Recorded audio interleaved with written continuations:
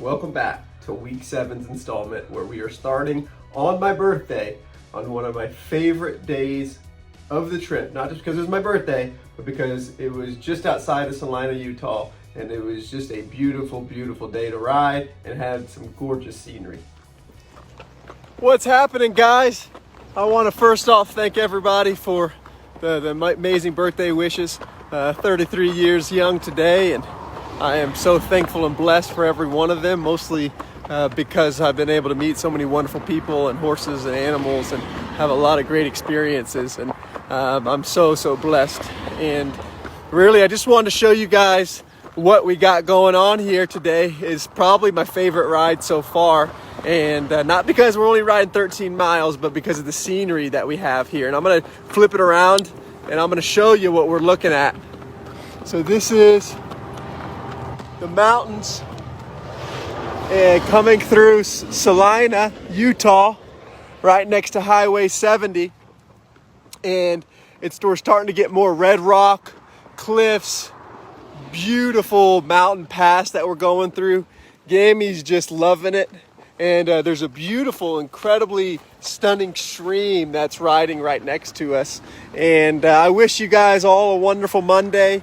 Stay safe, stay blessed, and I'm so thankful for each and every one of you guys in our lives. And it's 1 week from today, and we're going to be at Best Friends Horse Haven in Kanab, Utah, doing my favorite part of this trip, and that's giving back to horses and people and helping educate for the future. So take care, guys. Have a great day. One more view of what I'm looking at right here. It is just incredible and breathtaking. Take care, guys. What's happening, guys? Hopefully you're having a great start to your week. It is a beautiful day. I just had to show you guys this. We are about 7,800 feet. We just got to the summit, and we are headed down in this large mountain range in the middle of central Utah. And this peak over there, I'm not sure if you can see it or not, with snow-covered mountains, is just gorgeous. And we got rock mountains and kind of cliffs overhang, and behind us we have another large mountain top. And anyway, I just wanted to show you guys a little bit about where we're at. I got about 4 miles with Mr. Hal here left, and we've ridden 16 so far. And I had a funny story. I want to thank all you guys for the birthday wishes yesterday. It really means a lot. I mean, at the end of the day, life's about relationships with our horses, with our dogs, with our animals in general, and most of all with our fellow man and woman and human beings. And really, you guys touch my heart.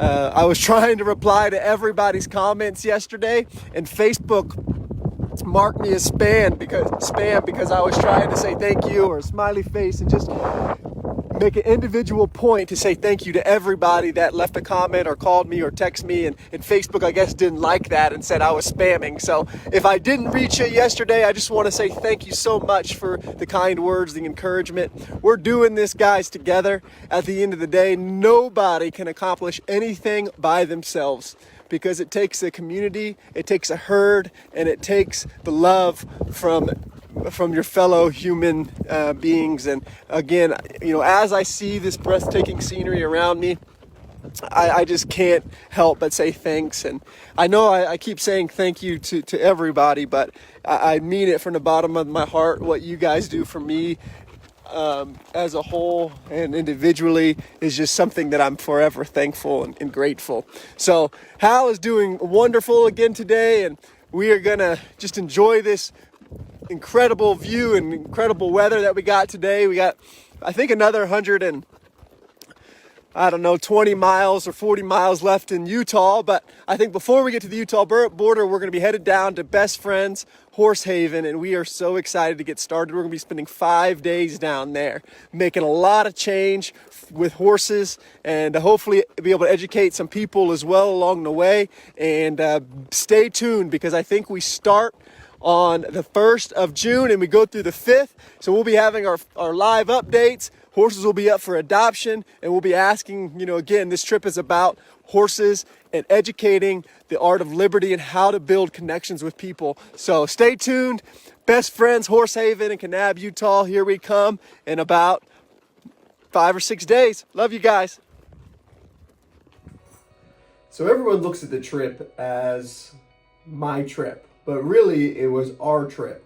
And one of the biggest people and the most instrumental people in this entire adventure of ours was my sister Nettie. And she made sure that I stayed on top of social media, that she made sure we got a lot of great footage, whether it be pictures or video. So she was truly the woman and the strength behind the scenes that were keeping us on track and were keeping us moving for the first 4 months. And I'm just so lucky to have her, one of my best friends, on the trip with me, but also making sure that everything is in line with social media, with pictures, with videos, and even the navigation. And it's such a blessing.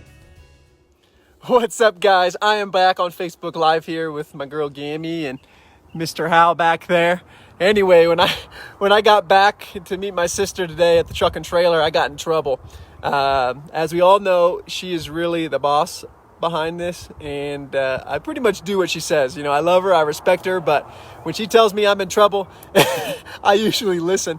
Anyway, today is Tuesday. It is Training Tip Tuesday, and I forgot to give you guys a tip earlier today when I had my Facebook Live. I guess I was too taken aback by the beauty of Utah and going through the mountains and seeing all what was going on.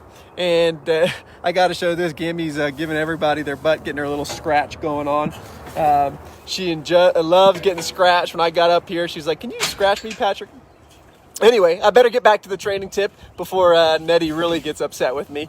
And anyway, it is so important when we deal with our horses, and especially when we're in these situations called got-to situations. And one of my mentors, Ryan Rose, if you've never heard of him, I really highly recommend that you look him up. He's one of the great horsemen in this country and truly an amazing human being. He always talks about the got-to situations, meaning that it has to be done with your horse at that time, whether it's in a show, whether you're on a trail ride and you have to go over this bridge and there's no way around it.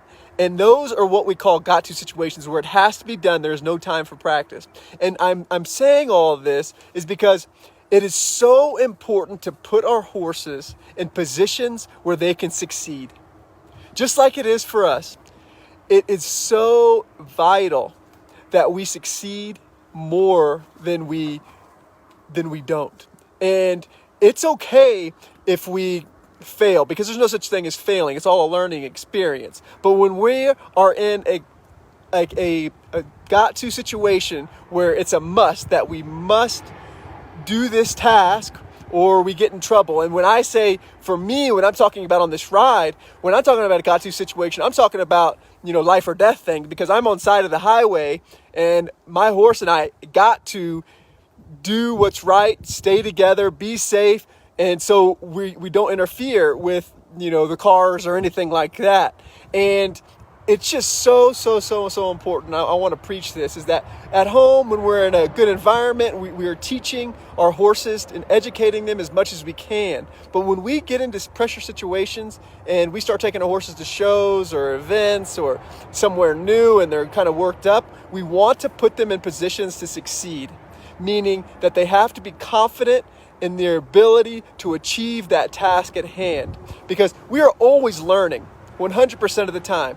But when we are put into a situation where we got to get something done with our horse, make sure that horse is ready physically, mentally, spiritually, that they are confidently able to achieve that from when we put them in that situation. And I say all this is because tomorrow it's supposed to be Hal's day, but I'm going to ride Gami, because we're in a situation tomorrow where there's going to be maybe some tight crevices and be a little bit closer to the highway than I'd like.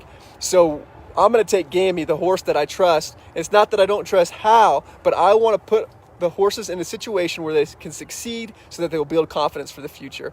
Anyway, guys, I love y'all. Hopefully y'all enjoy the Training Tip Tuesday. Have a wonderful week, and we'll talk to y'all tomorrow. So this next clip is exactly why you should listen to your sister when she tells you something. So before this day, my sister said, "Hey, there's going to be a part in this day that looks pretty sketchy on Google Maps, and it looks like it's something that I might want to try to figure out a way to go around. And I said, no, Nettie, stop worrying about it. Gami and I got it. No problem. Easy peasy. And little did we know we were going to get ourselves into a little bit of a pickle, and we should have listened to our sister. What's up, guys? Hopefully you're all having a great day. I had to share this with you. It's probably one of the most sketch places, but the most beautiful parts of the whole trip. So we have a highway, Interstate 70, on both sides of us right now, and 18-wheeler zipping by, but boy, it is gorgeous. I'm probably a little bit more nervous right now than Gami is, and she is a trooper, man. Back in the sports day, we would call it clutch. We'd call it ice in the veins, meaning, man, if we could just see how far this horse has come from day one. You guys that have known me and Gami's from the beginning know that doing this would be insane even a couple years ago. And here she is, motorcycles, 18-wheelers, and she's like, let's go. We got to do this. And it's incredible, guys. Like, this is the power of liberty right here. I got no bridle on her head. We are in the middle of the desert here, I-70, I-50 combination. We got probably, I can see it about 1/4 of a mile till we got some place to pull off here. But man, it is gorgeous. It is just an incredible view. Utah is beautiful, all these red rocks. And man, I love this horse. I'll tell you what, it's something else. I think if I have to go through another spot like this, I'm skipping it. But this is something that I wanted to show you guys so you can live with me about how real it really is. Right? This is not a game. This is not something where I'm just out here doing it. You know, this liberty I trust with my life, and I trust this horse with my life. And, you know, I tell you what, it is a beautiful sight to see. It's a little sketchy. My heart's pounding a little bit right now. But I just wanted you guys to join it a little bit with me. So I'll talk to y'all later.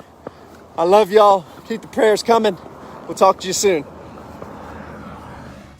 So it's really not easy to admit when you're wrong. And in this situation, I was wrong big time. Because not only did I put myself in danger, and you know, if I put myself in danger, that's my choice, it's my life, but I put my horse in danger, I put Gami in danger. And if you saw the video, she was calm as could be, she was relaxed, she was confident. She took care of me when my nerves got to me a little bit during that situation. And I promised her after that I would never put her in a situation like that again. Because at the end of the day, we're doing this to give her the freedom to choose, using liberty and the power of it to help a horse think. And she used that power to think in a situation where most horses would react. And I thank her that day for saving my life, but it's my responsibility, it's my choice whether or not to put her in danger. And from that point forward, I made a big point to never put her in a situation like that again, especially one that I could avoid early on. And it's something that I still think about to this day, how really idiotic it was of me to do that. But it was a learning experience, and one that I would never do again in that way. But I'm glad that we did it to showcase really how far we could come in the power of that liberty and helping her keep her mind, her wits, and really saying, hey, Patrick, dumb mistake, but I'll get you through this one. What's happening, guys? So I gotta admit, yesterday I made a mistake. That portion of I-70/50 that we went down, we shouldn't have went down. And, you know, I'll be the first person to own up when I make mistakes. I mean, it's part of it. We make mistakes every single day. It was a learning experience and something that I'll try not to do again. You know, no promises, but we're all human. And I just wanted to kind of point that out first and foremost. And the safety of these horses and us is number one at the end of the day. And, you know, 99% of this trip has been actually really safe. We've been really far off, the roads and away from cars and things like that. But yesterday kind of hit that point of no return. I was like, well, I either turn back a couple miles or go down this valley, and we decided to go. But anyway, we decided to make a decision today to kind of go north of where we were off the interstate, and we're going to end up following the Green River into Green River, the town. So it's going to save us probably about 20 miles in general. And to make up for those 20 miles, what we're going to do is Nettie and I decided to go for our first little trail ride today. Nettie's riding Hal and that beautiful American flag. And as you can see, it's just incredibly gorgeous what we're riding through today. And it's kind of neat because, again, it's our first time that Eddie and I get to ride together on this entire trip, and the relationships that we have and we're building, and especially with each other, with our equine partners and Liberty and everybody, is so cool and fun. But anyway, my promise to these horses, to Nettie, to all you guys, is that I'm going to do my best is to keep everybody safe. And if it takes a little detour for a little longer for us or a little shorter on these side roads, that's what we're going to do. And we are going to skip that part of I-70 and find another way.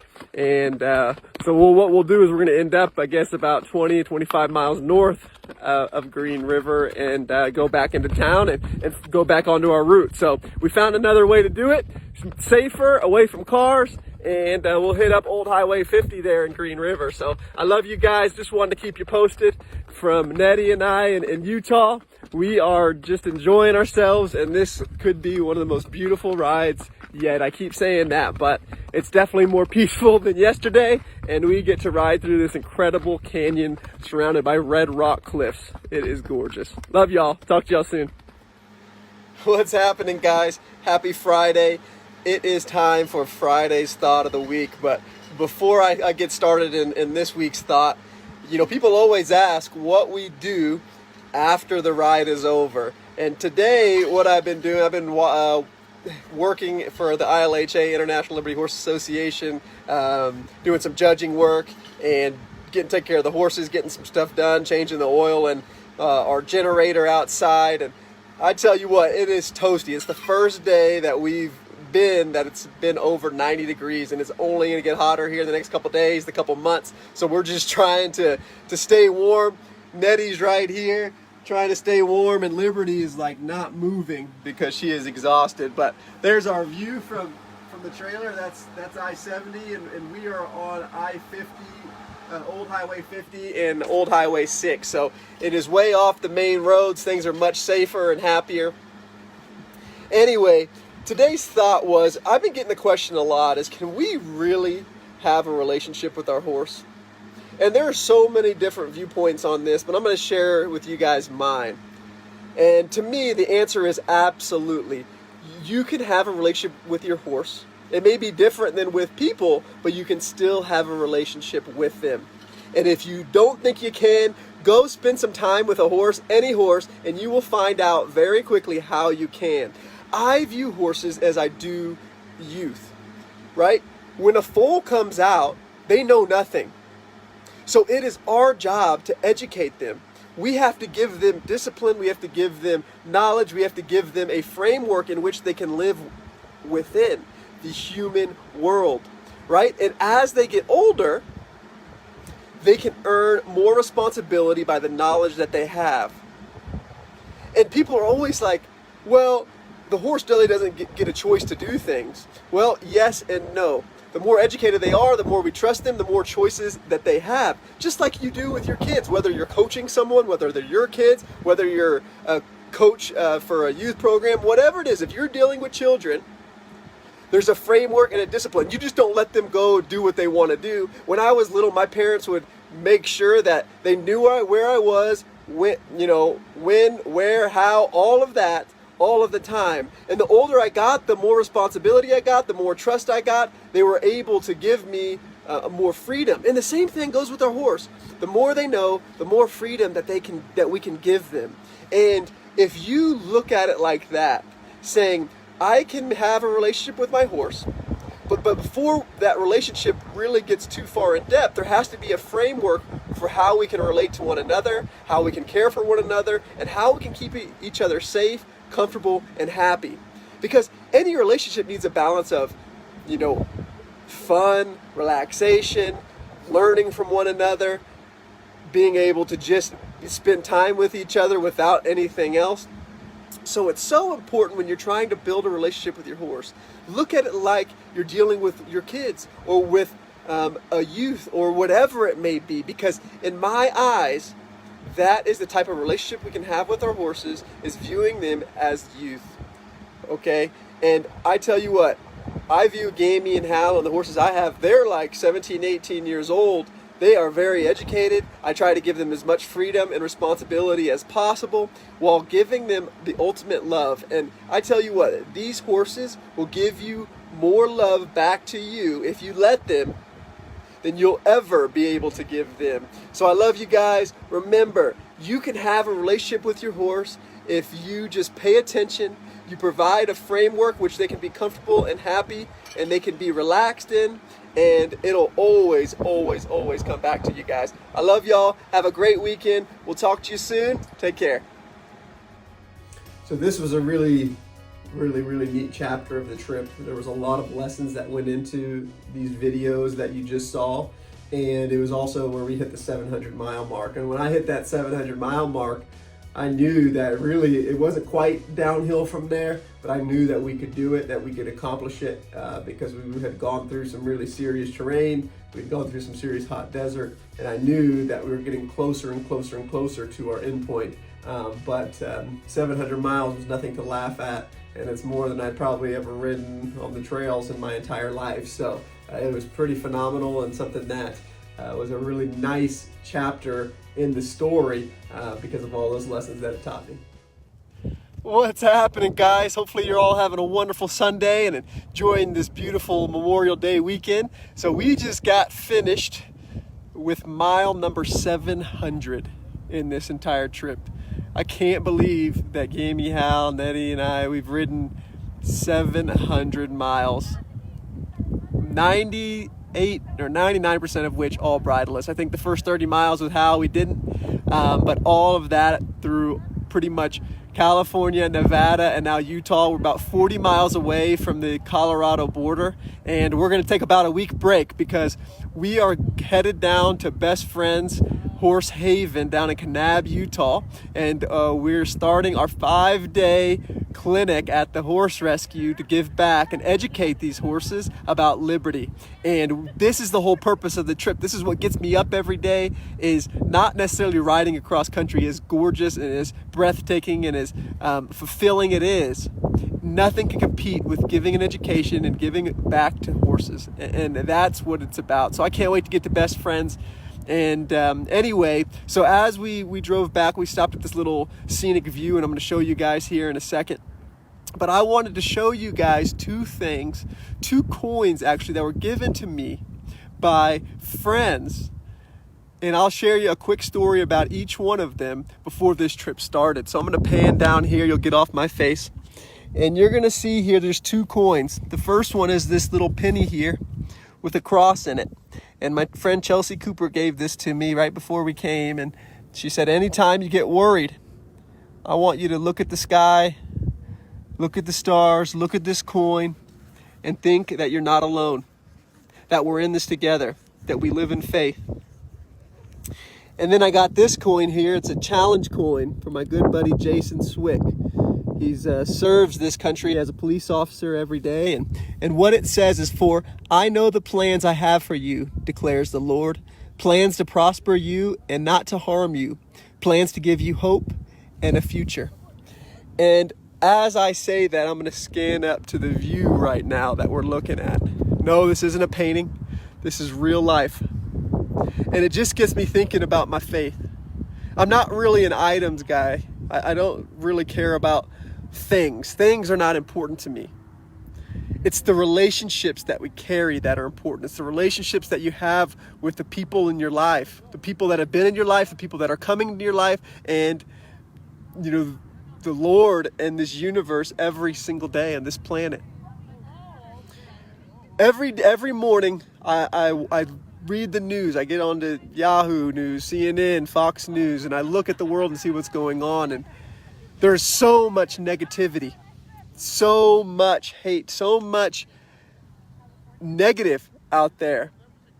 And I do my best every day with my horses, with my friends, with my family. If I've been blessed to be able to meet you, I hope you've realized this, is that I spend my life thinking about the positive. I spend my life thinking about how I can do better for others. Because that, my friends, is how we make a difference on this planet. There are a lot of negative things, sure, but I think there's more positive.